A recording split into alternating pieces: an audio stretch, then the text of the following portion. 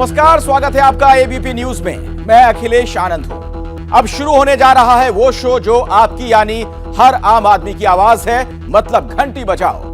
घंटी बजाओ में हम हर रोज आम आदमी की समस्याओं पर सरकार और उसके लिए जिम्मेदार लोगों से सवाल पूछते हैं। आज घंटी बजाओ में जिस बड़े मुद्दे की हम पड़ताल करने वाले हैं, उससे हर साल अपने देश का एक बड़ा भूभाग बुरी तरह से प्रभावित होता है। लोगों की जान जाती है, करोड़ों के इंफ्रास्ट्रक्चर का नुकसान होता है। लेकिन हैरानी की बात तो यह है कि साल दर साल बाढ़ बारिश का यह प्रकोप भी सोती सरकारों और सिस्टम को जगा नहीं पाता। हैरानी इस बात की है कि अब तो अपने देश के हाईटेक माने जाने वाले शहर भी बारिश होते ही डूबे डूबे रहने लगे हैं। बेंगलुरु अपने देश में ही नहीं, दुनिया भर में सिलिकॉन सिटी के तौर पर जाना जाता है। यह शहर सूचना तकनीक का हब है, लेकिन पिछले 72 घंटों से पानी की गिरफ्त में है। घर से लेकर सड़क तक और मॉल से लेकर दफ्तर तक हर तरफ बीच शहर दरिया बह रही है। एक बेहद आधुनिक माने जाने वाले शहर को बदहाल करने वाले सिस्टम के खिलाफ 8422840000 पर आप घंटी जरूर बजाइए और देखिए हमारी एक खास रिपोर्ट।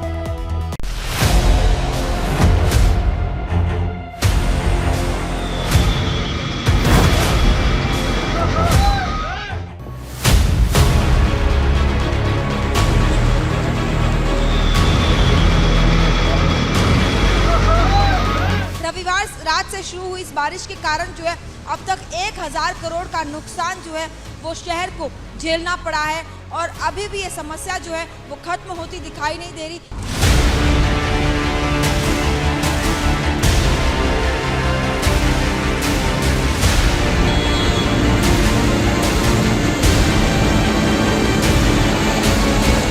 तो ये तस्वीरें आपको ये दिखाती है कि किस तरह से आईटी सिटी बेंगलुरु का आखिर ये हाल हो गया है, केवल भ्रष्टाचार के कारण और उन तमाम बिल्डर्स को जो है जिस तरह से इजाज़त दी गई लेक बेड्स पर अपने कंस्ट्रक्शन के लिए, या उसी का नतीजा है कि पानी जाने की जगह ही नहीं होगी तो आखिर पानी जाएगा कहाँ।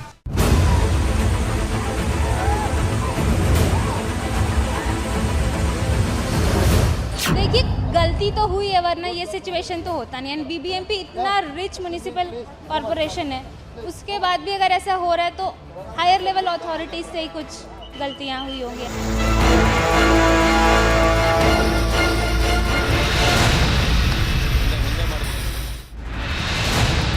गलती तो हुई थी और कई साल पहले बहुत बड़ी गलती हुई थी, जिसकी कीमत आज बेंगलुरु चुका रहा है।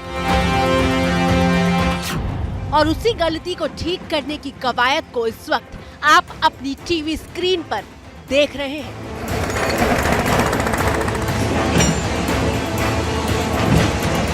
जरा ध्यान से देखिए, जेसीबी मशीन के जरिए एक पॉश इमारत के हिस्से को ध्वस्त किया जा रहा है।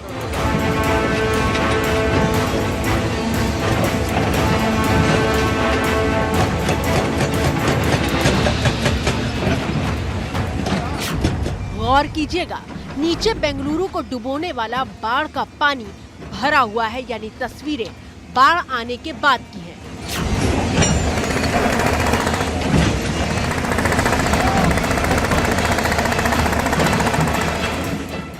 और रिपोर्ट्स के मुताबिक ये तस्वीरें बेंगलुरु के महादेवपुरा में आने वाली बेहद हाई प्रोफाइल दिव्याश्री सोसाइटी की है।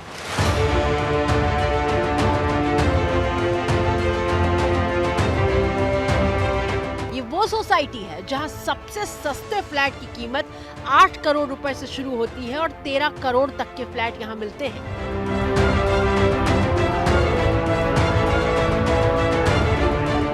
लेकिन करोड़ों की कीमत वाले बेहद आलीशान फ्लैट की सोसाइटी में पानी घुसा तो लोगों को सामान ट्रैक्टर पर लाद कर यहां से निकलना पड़ा था।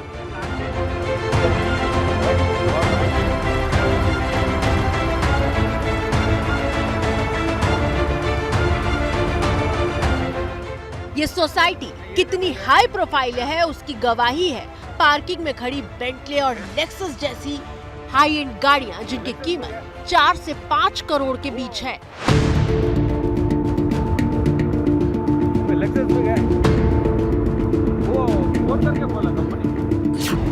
और अब इतनी आलीशान सोसाइटी का एक हिस्सा जेसीबी मशीन के जरिए बड़ी ही बेरहमी से गिराया जा रहा है, क्योंकि बेंगलुरु की महानगर पालिका ने अतिक्रमण वाले हिस्सों की जो लिस्ट तैयार की है उसमें इस सोसाइटी का नाम भी शामिल है।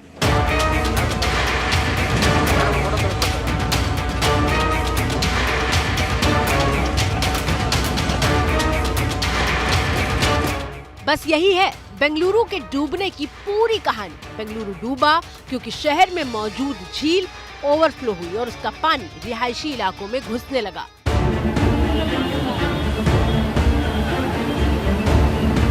पानी रिहायशी इलाकों में घुसा क्योंकि उसके निकलने के रास्ते पर आलीशान इमारतें खड़ी कर दी गई।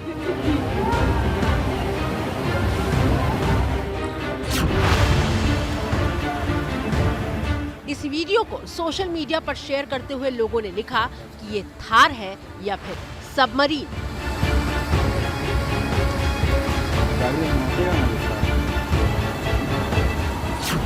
थार जिस पानी को चीरते हुए आगे बढ़ती दिखाई दे रही है, ये पानी बेंगलुरु की बेलांदूर झील का है।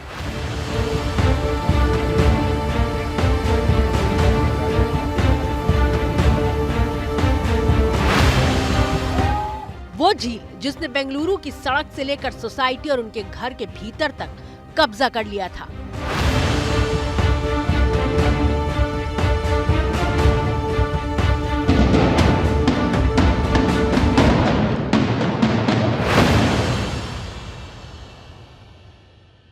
जिस तरह की बदहाली इस शहर में इस वक्त देखी जा रही है, उसने प्रशासन के भी तमाम दावों की पोल खोल दी है। लगातार जिस तरह से पानी का स्तर कई इलाकों में देखा जा रहा है, उसका नतीजा ये कि वहां पर फ्लडिंग हो गई है, लोगों के घरों तक पानी घुस आया। और तस्वीर अगर आपको दिखाए तो आप देख सकते हैं बस के लिए भी कितना मुश्किल हो रहा है ये सफर तय करना। तो ऐसे में आप अनुमान लगाइए कि किसी भी टू व्हीलर राइडर या कार चालक के लिए ये सफर कितना मुश्किल हो सकता है। तो ये तस्वीरें आपको ये दिखाती है कि किस तरह से आईटी सिटी बेंगलुरु का आखिर ये हाल हो गया है, केवल भ्रष्टाचार के कारण। और उन तमाम बिल्डर्स को जो है जिस तरह से इजाजत दी गई लेक बेड्स पर अपने कंस्ट्रक्शन के लिए, या उसी का नतीजा है।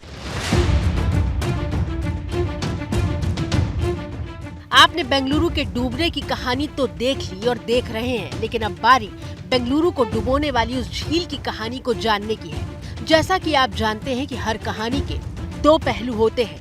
यहाँ दूसरा पहलू बेंगलुरु की बेलांदूर झील का है, लेकिन झील का गुनाह क्या है और है भी या नहीं, ये जानना बेहद जरूरी हो जाता है।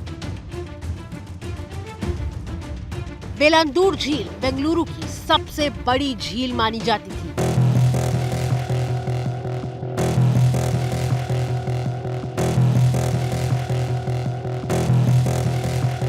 लेकिन जैसे जैसे शहर ने विकास की रफ्तार पकड़ी, वैसे वैसे झील की सूरत बिगड़ती चली गई।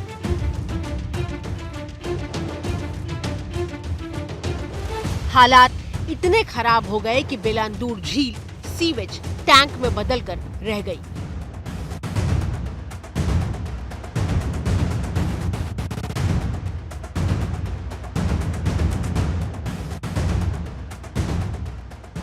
अक्सर यहाँ से झाग निकलता रहता है और बेलांदूर झील के नाम के साथ टॉक्सिक लेक का टैग तक लग गया। लेकिन बेलांदूर झील हमेशा से बदसूरत नहीं थी। करीब 70 के दशक तक ये झील आसपास के 18 गांवों की लाइफलाइन मानी जाती थी। ये वो वक्त था जब झील की वजह से आसपास की जमीन सोना उगलती थी।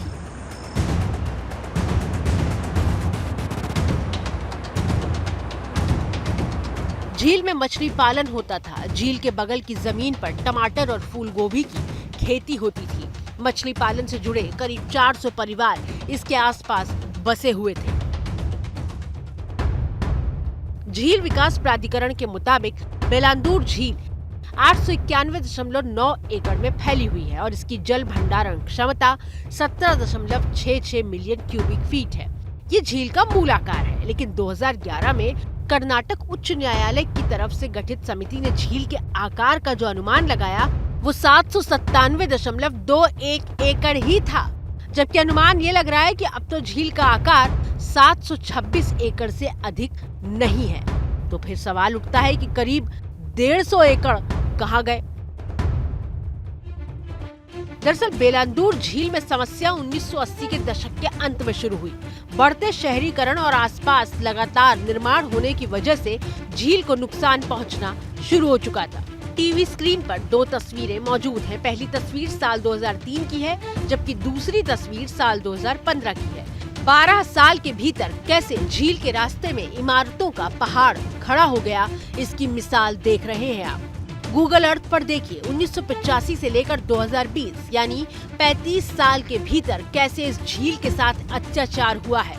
सिर्फ झील के किनारों पर कब्जा नहीं किया गया, बल्कि उसके रास्ते का वजूद ही खत्म कर दिया गया। आप सोचेंगे आखिर बेंगलुरु के इस हाल का जिम्मेदार कौन है, तो आपको बता दें कि पिछले 25 सालों में लगातार जिस तरह से झीलों पर इमारतें बनाई गई है, चाहे वो इलीगल कंस्ट्रक्शन हो या फिर अथॉरिटीज की ओर से इजाजत देने के बाद भी, वो एक मुख्य कारण है आज बेंगलुरु इस हालात पर आकर खड़ा है। बड़ी बड़ी इमारतें, पॉश इलाके और पॉश बंगले जो हैं वो बनाए गए हैं। ये मुख्य कारण है कि तमाम जो पानी जाने का जो रास्ता है शहर भर में, वो रोक लिया गया इन कंस्ट्रक्शन के कारण। और अब समस्या ये आकर खड़ी हो गई है कि जब पानी जाने का रास्ता ही नहीं बचा है, तो जाहिर सी बात है कि पानी जो है वो शहर के भीतर घुस आएगा। साल दर साल ये कंस्ट्रक्शन जो है वो बढ़ता गया है और लेक पर इस तरह से ये इमारतें जो है वो बढ़ती गई, जिसका कारण ये कि लेक्स की संख्या घटती दिखी, लेक्स के जो एकड़ है वो घटते दिखे और पानी जाने का रास्ता जो है वो लगातार बंद होता गया। फिर चाहे वो लेक्स हो या स्टॉर्म वाटर ड्रेनेज हो, इन तमाम जगह पर जो है जिस तरह से ये कंस्ट्रक्शन बनाए गए हैं, वो मुख्य कारण है कि आज बेंगलुरु IT शहर जो है वो इस हालात पर आकर खड़ा हुआ है।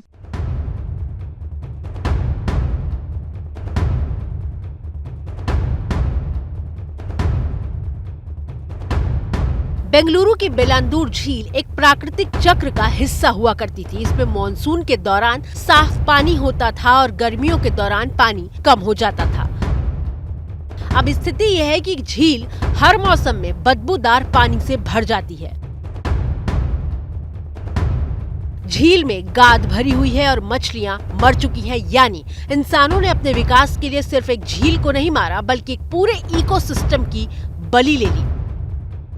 तस्वीरें दिखा रहे हैं बेंगलुरु के मार्ताहल्ली की, और यहाँ पर आप देख सकते हैं कि वासवानी ग्रुप की ये बिल्डिंग, जहाँ पर पूरी तरह से पानी जो है वो लोगों के घरों तक घुस आया है। और इनफैक्ट ये पूरा जो लॉन आप देख रहे हैं वो पार्किंग में लगी हुई गाड़ियां भी जो इस वक्त आपको पानी में इस वक्त दिखाई देगी, जो वाटरमार्क आपको दिखाई देगा गाड़ियों पर, उस लेवल तक जो है पानी यहाँ पर भर आया था। कई जगह पर घरों के भीतर पानी घुस जाने के कारण लोगों के सामान जो वो डैमेज हो गए हैं। तो वहीं पॉश इलाके इस तरह के जहाँ पर पार्किंग एरिया में पानी भर जाने के बाद गाड़ियाँ जो है वो पूरी तरह से पानी में डूबी आपको दिखाई देगी। बेंगलुरु शहर की 204 में से 184 झीलों पर अतिक्रमण हुआ और सिर्फ झील का रास्ता नहीं रोका गया, बल्कि जिन नालियों के जरिए पानी की निकासी होती थी वो भी खत्म होती चली गई। CAG की एक रिपोर्ट के मुताबिक 1990 के दशक की शुरुआत में 226 किलोमीटर की गंदे पानी की नालियां थीं, जबकि 2017 तक सिर्फ 110 किलोमीटर की नालियां बाकी रह गई थीं। स्वार्थ और लालच में अंधे होकर जो फैसले लिए गए, उसकी कीमत अब बेंगलुरु की आम जनता चुका रही है। बेंगलुरु में बारिश का आज तीसरा दिन है। हालांकि कल देर रात जो है बारिश नहीं हुई और इसका कहीं ना कहीं रिलीफ जो है वो बेंगलुरु को फिलहाल थोड़ा सा मिलता दिखाई दे रहा है, लेकिन क्लाउडी अभी बना हुआ है और 2 दिनों तक बारिश का अलर्ट अभी भी जारी है। इस बीच अगर आपको तस्वीरें आउटर रिंग रोड की दिखाए तो यहाँ पर पानी का स्तर जो है, क्योंकि बीती रात बारिश नहीं हुई उसके कारण कम जरूर हुआ है, लेकिन जो समस्या है कम्यूटर्स के लिए वो अभी भी बरकरार है, क्योंकि पानी जो है वो अभी भी यहाँ पर देखा जा सकता है। ये आप देखेंगे यहाँ पर इको स्पेस, जहाँ पर इंटेल जैसी कंपनियाँ हैं और इसी इको स्पेस के पास माइक्रोसॉफ्ट जैसी कंपनियाँ भी हैं। IT सिटी बेंगलुरु का हाल जो है कुछ इस तरह से दिखाई दिया है पिछले 2-3 दिनों में, जिसके कारण जो है हर कोई यही सवाल कर रहा है कि क्या ये वाकई वही IT सिटी है जिसका सपना हर युवक जो है या हर यंगस्टर्स जो है वो लेता दिखाई देता है। आउटर रिंग रोड में पानी निकलने का नाम नहीं ले रहा है और ये कोई आम सड़क नहीं है। ये बेंगलुरु के हजारों कर्मचारियों को उनके दफ्तर तक पहुंचाने वाली मुख्य सड़क है, लेकिन जब बारिश के पानी ने इस सड़क की रफ्तार रोकी तो देखिए क्या हुआ।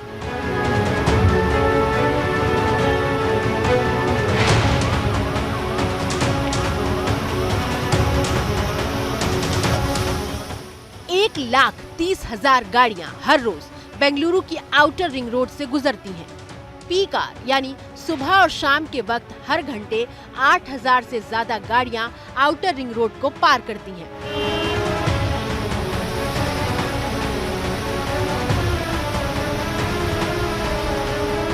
अब अगर 1 घंटे तक इस सड़क पर जाम में गाड़ियां फंसती हैं, तो कार और बाइक को मिलाकर 50,000 लीटर से ज्यादा पेट्रोल की बर्बादी होती है, जिसकी वजह से देश को 55 लाख रुपए से ज्यादा की चोट लगती है। और ये सिर्फ 1 घंटे का आंकड़ा है। 30 अगस्त को यहाँ गाड़ियां 5 घंटे तक जाम में फंसी थी, यानी करीब 2.5 लाख से ज्यादा का नुकसान सिर्फ जाम में फंसने से हुआ। कल्पना कीजिए, इस सड़क पर लगातार जाम लग रहा है और नुकसान देश का हो रहा है, यानी हमारे और आपके हिस्से के पैसों की बर्बादी हो रही है।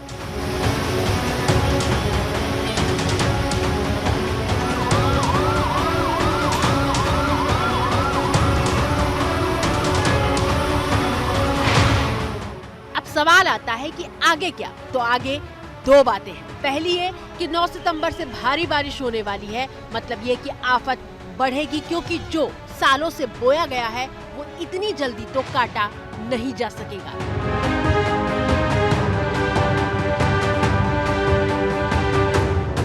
दूसरी बात ये कि बेंगलुरु महानगर पालिका ने अतिक्रमण की बात को स्वीकार कर लिया है और अवैध निर्माणों को गिराने का सिलसिला भी शुरू हो चुका है। एक रिपोर्ट के मुताबिक बेंगलुरु में पानी निकलने के रास्ते में 600 इमारतें बनी हुई हैं और अब इन्हें एक एक करके तोड़ा जाएगा।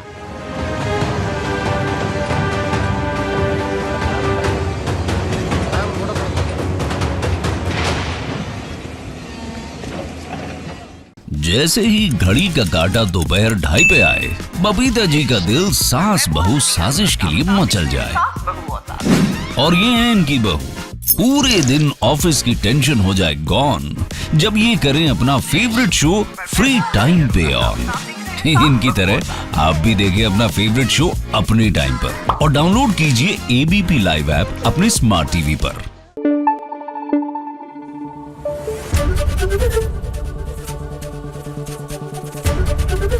एबीपी न्यूज आपको रखे आगे।